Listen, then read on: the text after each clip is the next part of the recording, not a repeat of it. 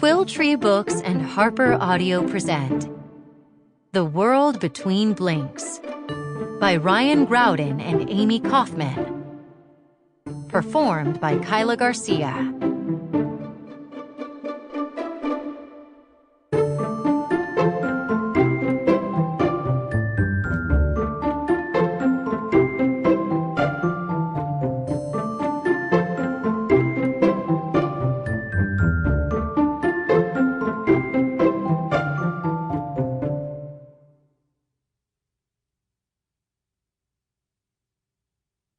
The world between blinks is always there.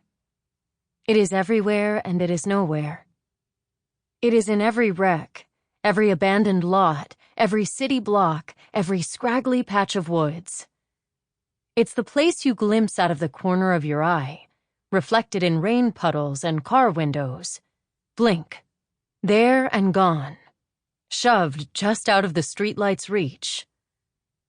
People see it every day, but they rarely pay attention. The grown-ups are too busy doing grown-up things, like ordering coffee or picking up dry cleaning, to stop and look. Really look. Most kids are too distracted to examine it for long. They see the boarded windows and the danger keep out sign posted by the entrance, and they shrug and go on with their lives. Most kids. But there are those who pause a little longer. The daydreamers, kids with burrs on their socks, who name sticks after legendary swords and call out the names of lost cities in their sleep. They stare into the dark places. Blink, blink. They see. Chapter 1. Marisol. Marisol loved the air around the ocean. It smelled mostly of salt, yes, but there were so many other things happening inside it too. Sunscreen and crying seagulls and driftwood discoveries and waves washing castles back into sand. One breath held all of this. When Marisol was younger, she used to think that's why her lungs felt so crowded whenever her family traveled to South Carolina. But now she knew the reason was more scientific, something to do with altitude.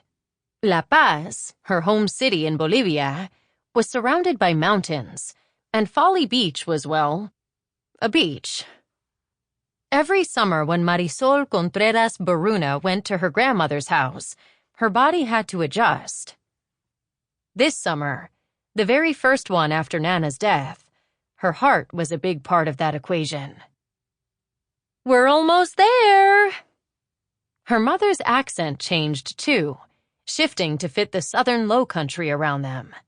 It always did, as soon as the drive from the airport became green marshes stretching forever. Are y'all excited? Victor, her 13-year-old brother, grunted. Contesta, tu madre no está pintada, their father chastised from the driver's seat. Victor's second grunt at least sounded like a word. No. No? Dad protested. I'm creeped out, Victor replied. Do you think the beach house is haunted now? Her mother's lip trembled in the rental car's side mirror, just above its printed words, objects in mirror are closer than they appear. There were almost tears in her eyes, which Marisol hadn't seen since the funeral last winter. Victor, looking out of the opposite window, had no idea. Brothers are treasures. That's what Nana always told Marisol whenever she got mad at hers. Though some days you have to hunt a little harder to see the gold. Marisol had to hunt a lot when it came to Victor. If Nana were a ghost, she wouldn't stay in the beach house, she pointed out. She'd be off having more adventures, diving with sea monsters, having a picnic on top of Mount Everest, flying to the moon. Ghosts can't fly to the moon. How do you know? Because... Victor caught himself, remembering like he always did, that he was too Sample complete. Ready to continue?